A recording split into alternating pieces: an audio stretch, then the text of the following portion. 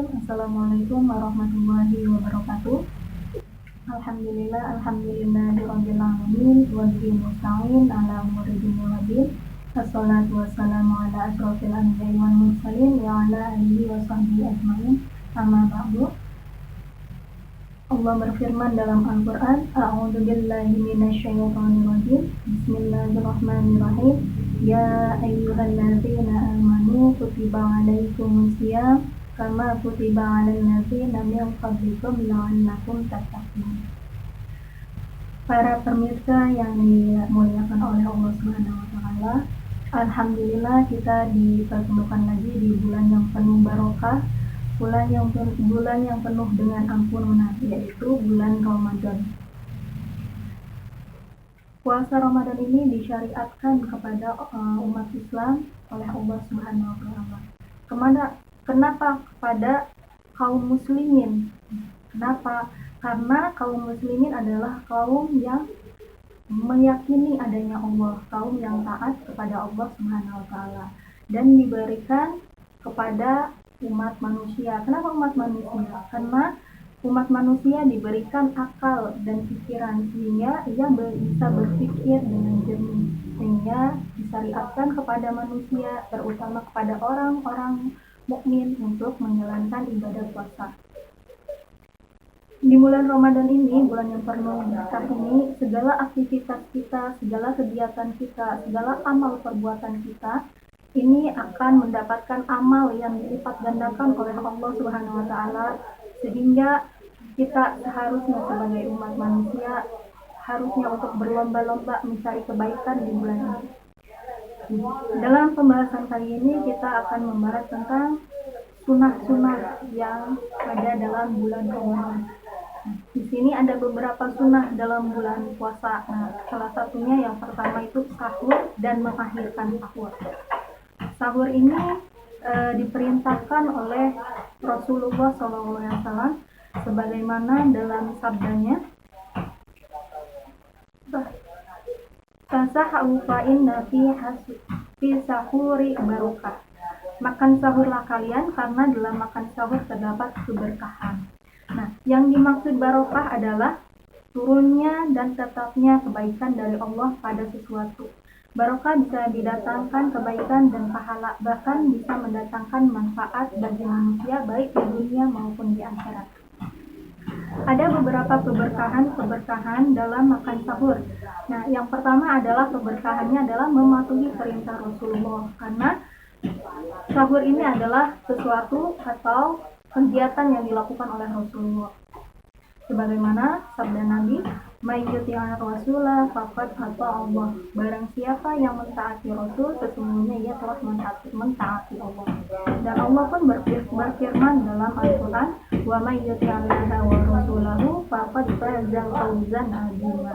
Dan barang siapa mentaati Allah dan Rasulnya, maka sesungguhnya ia telah mendapat kemenangan yang besar. Inilah keberkahan dalam bersahur. Nah, yang kedua itu makan sahur merupakan syiar Islam yang membedakan dengan ajaran-ajaran yang lain atau ahli kitab. Nah, di sini Rasulullah SAW bersabda, "Faslu ma baina siyamina wa siyami ahli kitab aflahus sahar." Perbedaan antara puasa kita dan puasa ahli kitab, yaitu Yahudi dan Nasrani, adalah makan sahur. Di sini adalah perbedaan kita dengan umat-umat sebelumnya, dengan kaum-kaum sebelumnya, di mana perbedaannya adalah di makan sahur. Nah, yang ketiga adalah dengan makan sahur keadaan fisik kita lebih kuat dan dalam menjalani puasa. Nah, ini kita bisa rasakan sendiri bagaimana perbedaannya antara kita melaksanakan puasa dengan bersahur dan tidak bersahur. Pastinya orang yang melaksanakan puasa dan dia bersahur pasti ia fisiknya akan lebih kuat dibandingkan dengan orang yang melaksanakan puasa namun tidak bersahur. Nah, sahur ini bahkan paling sedikitnya adalah dengan meminum 1 gelas air saja. Nah, yang keempat itu adalah waktu makan sahur adalah waktu yang diberkahi. Nah, waktu makan sahur ini adalah dianjurkan di akhir, maksudnya di akhir menjelang subuh atau sebelum waktu imsak.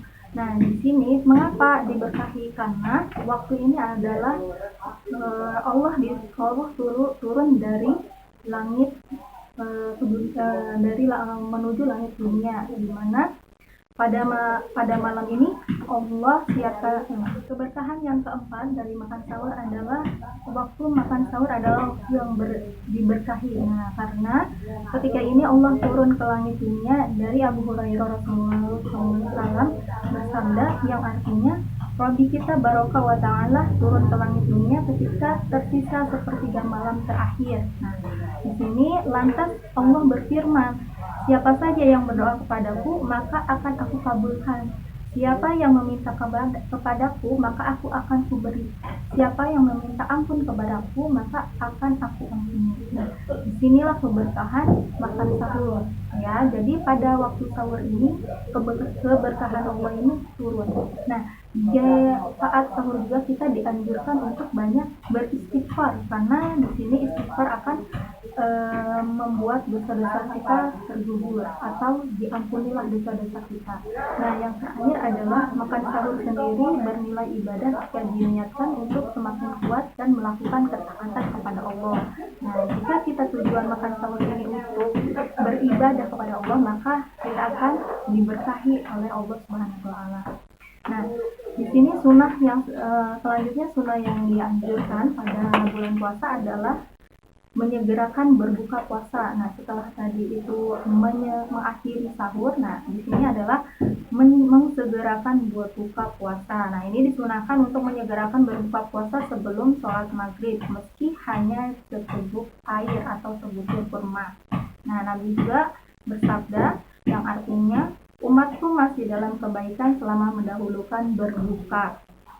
Yang keempat adalah memberi makan untuk orang berbuka. Nah, di sini memberi makan untuk orang berbuka puasa sangat dianjurkan, meski seteguk air atau sebutir kurma. Bagaimana hadis Nabi yang artinya siapa yang memberi makan saat berbuka untuk orang lain atau untuk yang berpuasa, maka ia dapat pahala seperti pahala orang yang berpuasa tersebut. Nah, kemudian yang selanjutnya, sunnah yang selanjutnya adalah membaca Al-Quran. Nah, di sini pada bulan Ramadan ini kita berlomba-lomba untuk membaca Al-Quran. Bahkan banyak dari kita ini menghatamkan beberapa kali untuk membaca Al-Quran ini. Nah, digunakan ini bagi orang-orang muslimin. Nah, kemudian yang selanjutnya memperbanyak sedekah. Memperbanyak sedekah sangat disunahkan saat kita sedang berpuasa. Nah, Rasulullah SAW bersabda, Rasulullah SAW itu orang yang sangat murah dengan sumbangan. Namun saat beliau paling murah adalah di bulan Ramadan saat beliau bertemu istri. Nah, dan yang terakhir adalah meninggalkan nafsu dan syahwat. Nah, ini jelas sekali ya, karena meninggalkan nafsu dan syahwat ini adalah hal yang bisa menjadikan puasa kita itu tidak hilang pahala-pahalanya. Jadi kita itu harus menjaga diri kita dari perbuatan yang menghalangi atau merusak puasa kita. Oke, inilah sunah-sunah dalam bulan Ramadan yang sebaiknya kita sebagai umat Islam mengerjakan hal ini. Oke, mungkin cukup sekian dari saya. Kurang lebihnya mohon maaf. Wabillahi taufiq wal hidayah. Wassalamualaikum warahmatullahi wabarakatuh.